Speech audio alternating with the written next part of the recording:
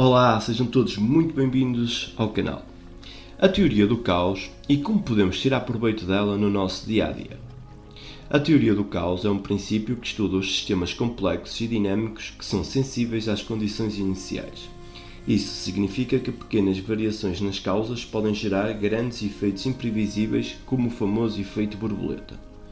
O efeito borboleta é um fenómeno que mostra como pequenas mudanças nas causas podem gerar grandes mudanças nos efeitos. Por exemplo, o bater das asas de uma borboleta em um lugar pode influenciar o clima em outro lugar. O efeito borboleta faz parte da teoria do caos, que estuda os sistemas que são muito sensíveis às condições iniciais. O efeito borboleta, como uma única ação nossa, pode mudar o mundo inteiro. A matemática por detrás do efeito borboleta é baseada na teoria do caos, que estuda os sistemas que são muito sensíveis às condições iniciais. Esses sistemas são descritos por equações não lineares que podem ter soluções muito diferentes dependendo dos valores iniciais. Vou contar a história de Rafael Lutz. Eu peguei o saco de dormir sem a permissão do meu pai, porque naquela época eu sabia que se eu pedisse ele não iria me dar. E diria que se eu desejasse então que comprasse um e que desse de presente. E sendo assim, um dia que eu estava na casa dele, eu sorrateiramente peguei o saco de dormir e entreguei para o Mocotó, que o utilizou por muito tempo, sendo que aquele saco de dormir era tão importante para o meu pai que até hoje ele não percebeu a falta dele. Um dia o Mocotó decidiu virar índio e se mudar para o meio da floresta amazónica. E como era impossível conseguir um celular e um sinal na região que ele se encontrava, nós ficamos 6 anos sem se falar. Mas um dia ele viajou para uma cidade vizinha e conseguiu um celular e o sinal e me ligou. E esta foi a história que ele me contou. Rafael, sabe aquele saco de dormir que tu me destes? Então, nós estávamos indo de um vilarejo para outro de barco, quando paramos em uma doca para dar carona para uma moça grávida. Já era noite, havia esfriado e o sereno começava a cair. De repente a mulher pariu o bebê no barco. E você acredita o que nós usamos para aquecer o bebê? O saco de dormir. Sim, nós usamos o saco de dormir para enrolar o bebê. Bom, eu espero que tu não fique bravo. Eu tive que jogar ele fora porque depois desta não tinha mais como usar. Ficou claro como eu poderia imaginar que aquele saco que não estava sendo utilizado por mais ninguém depois de ter sido pego debaixo da cama de meu pai salvaria a vida de um bebê 10 anos depois no futuro? Na maioria das vezes não temos a mínima noção do que ocorrerá. Não conseguimos sequer imaginar o impacto. Possuímos uma sensação de que somos pequenos e insignificantes demais para que nossas pequenas e simples ações, atitudes e decisões tenham um efeito de grandiosidade no planeta. Mas pode sim ter a certeza de que nossas pequenas ações, atitudes e decisões podem sim mudar o mundo. Eu posso dar exemplos da teoria do caos no dia-a-dia. Um deles é a formação de nuvens no céu, que depende de centenas de fatores que podem mudar a qualquer momento, como o calor, a pressão, a evaporação da água, os ventos, o tempo e o clima. Outro exemplo é o trânsito nas cidades, que pode ser afetado por pequenos eventos como um acidente, uma obra, um semáforo quebrado ou uma manifestação. Um terceiro exemplo é o comportamento humano, que pode ser influenciado por emoções, pensamentos, crenças, valores e experiências passadas. Essa teoria tem aplicações em várias disciplinas, como física, engenharia, economia, biologia e filosofia, etc. Por exemplo, a teoria do caos pode ajudar a explicar o comportamento da bolsa de valores, o clima, os sistemas ecológicos, os padrões genéticos e até mesmo o universo. Nós, humanos, assim como o universo, somos complexos e dinâmicos e podemos inserir algoritmos no sistema que vão modificar todo o nosso comportamento e alterar todo um sistema. Um bom livro, por exemplo, pode alterar toda a nossa visão do mundo, uma palestra, um curso, etc. As pessoas, por vezes, não têm noção do poder que têm. Já foram feitas experiências em que basta 1% de uma qualquer população para fazer alterações na população em geral. O material que eu tenho aqui é do livro Matriz Divina de Greg Braden. O poder de uma semente de mostarda. O trabalho pioneiro de Karl Pribram e os estudos de outros pesquisadores que o sucederam mostram que o cérebro funciona como um processador holográfico.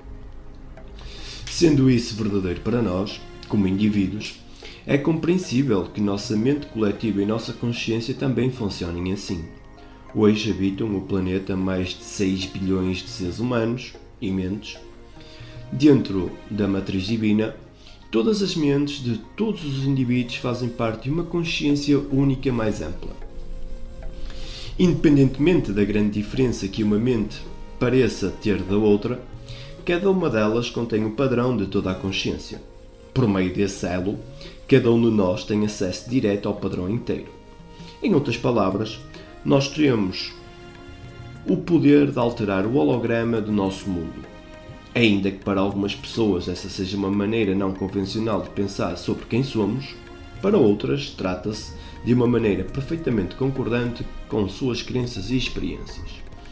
Os estudos científicos apoiam esses princípios e descobriram que, quando as pessoas dentro de um grupo compartilham experiências comuns de consciência, os efeitos podem ser detectados além do grupo propriamente dito e até mesmo fora do edifício onde os indivíduos estão fazendo a reunião.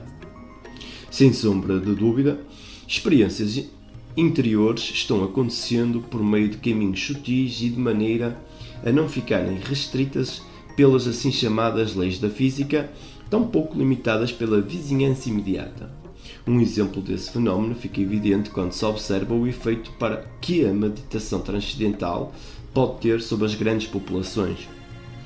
Em 1972, 24 cidades dos Estados Unidos com mais de 10 mil habitantes experimentaram mudanças significativas em suas comunidades, quando apenas cerca de 1%, 100 pessoas, de suas populações participou dos estudos. Os que participaram usaram técnicas de meditação específicas para criar experiências interiores de paz que se refletiram em torno deles. Chama-se isso efeito Maharishi, em homenagem a Maharishi Mahesh Yogi, autor da afirmativa de que, quando os métodos de meditação que divulgava fossem praticados por 1% de uma população, seria observada uma redução nas taxas de violência e crimes dessa população. Esse estudo e estudos semelhantes levaram ao histórico Projeto de Paz Internacional no Oriente Médio, publicado no Journal of Conflict Resolution em 1988. Durante a guerra israelense-libanesa, no início da década de 1980, os praticantes foram treinados em técnicas precisas de meditação transcendental para promover a paz em seu corpo, em vez de simplesmente pensarem sobre isso ou orarem para que isso acontecesse. Em dias específicos do mês e em determinados momentos dos dias, essas pessoas eram colocadas em áreas devastadas pela guerra no Oriente Médio. Durante o breve intervalo em que elas estavam em paz, era sensível o declínio no número de incidentes terroristas, crimes contra a população, entradas em pronto-socorros e acidentes de tráfego. Quando os participantes interrompiam a meditação, as estatísticas regrediam. Os estudos confirmaram os resultados encontrados inicialmente. Quando uma pequena porcentagem da população conseguia a paz interior, essa paz era refletida no mundo em torno delas. Os resultados levavam em conta os dias da semana, os feriados e até mesmo os ciclos lunares.